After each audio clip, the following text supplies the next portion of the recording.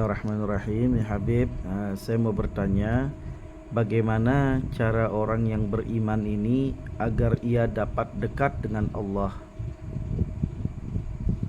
Terima kasih.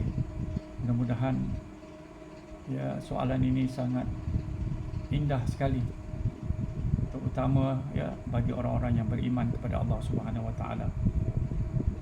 Kita percaya yang mana Allah Taala itu dekat kepada kita, tetapi kadang-kadang kita buat diri kita jauh daripada Allah Subhanahu Wa Taala.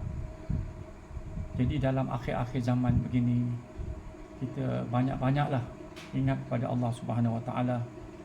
Banyak-banyaklah yang membaca daripada doa-doa dalam Al-Quran. Rabbana atina fid dunya hasanah wa fil akhirati hasanah wa qina adzabannar. Dan doa-doa lagi, ya Rabbana atina min ladunka rahmatan wa hayyi' lana min amrina rasyada.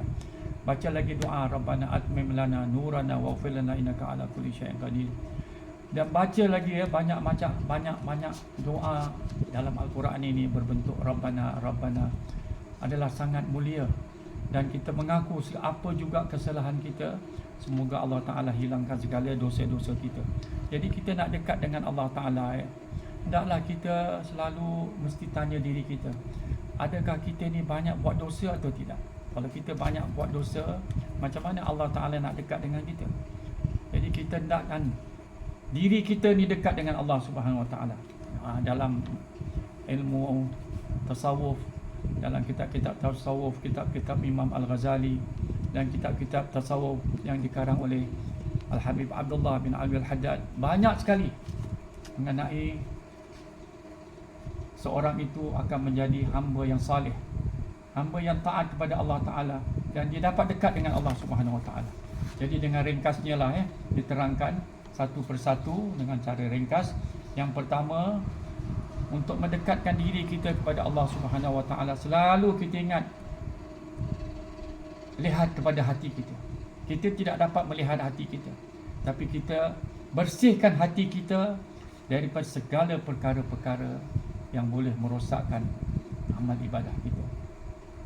Sucikan hati kita selalu, setiap saat, dengan berzikir dan senantiasa mengingat Allah. Kerana apa? Dengan kita mengingat Allah, hati kita akan menjadi tenang, hati kita akan menjadi tenteram, dan hati kita ini insya-Allah akan menimbulkan kedamaian, ketenangan dalam hidup dan keikhlasan dalam kita beramal. Banyak ayat-ayat Quran mempersoalkan hati ya, yang sangat penting.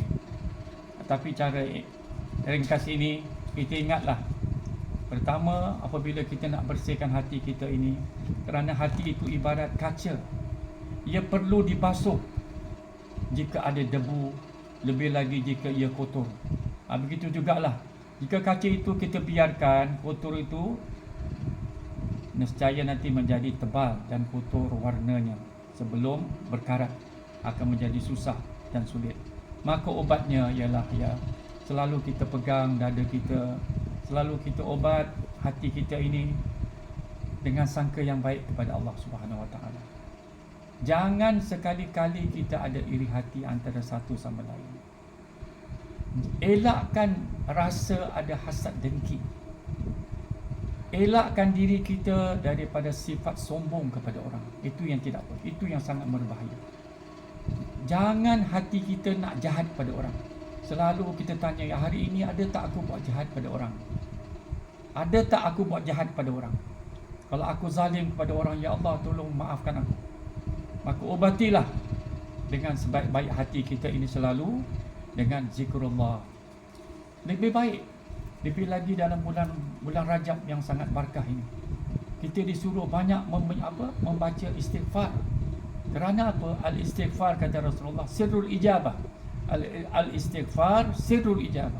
Apa juga amalan-amalan yang kita baca, zikir-zikir, kalau tidak ada istighfar, maka lambatlah akan diterima oleh Allah Ta'ala. Itu kerana apa? Istighfar ini adalah rahsia penerimaan Allah Subhanahu Wa Ta'ala. Rahsia, sirrul ijabah. Maknanya Allah Ta'ala akan terima kalau ada amalan-amalan kita bercampur dengan istighfar, kita baca astaghfirullahalazim alladzi la ilaha illa huwal hayyul qayyum wa atubu ilaih.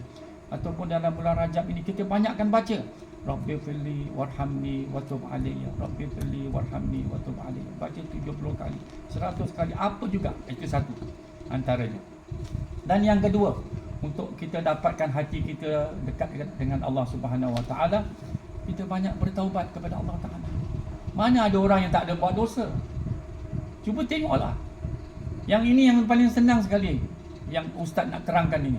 Banyak orang tanya sana soal sini, soal sini. Dalam majlis-majlis lah kita pergi, kan kita rajin pergi majlis ibadat, majlis zikir, majlis ilmu, majlis perkahwinan katakanlah. Kadang-kadang kita dapat dosa juga. Kita pergi majlis perkahwinan, kita tengok pengantin, wah, kita bercakap sendiri, kita cerita hal ini, kita cerita yang bukan-bukan. Tengok, asyik. Asyik kritik sana, kritik sini. Kita pergi majlis itu, tapi kita bercakap. Jadi kita bawa dosa banyak dalam majlis perkahwinan hari ini terutamanya. Kita tak sadar. Kita ketawa sana, ketawa sini, kita menghina orang, kita mencela orang, macam-macam. Jadi kita ingat dalam akhir-akhir zaman ini, bukan tidak bagus, semua majlis bagus, tetapi kita berhati-hati. Jaga mulut kita selalu, jaga mata kita selalu.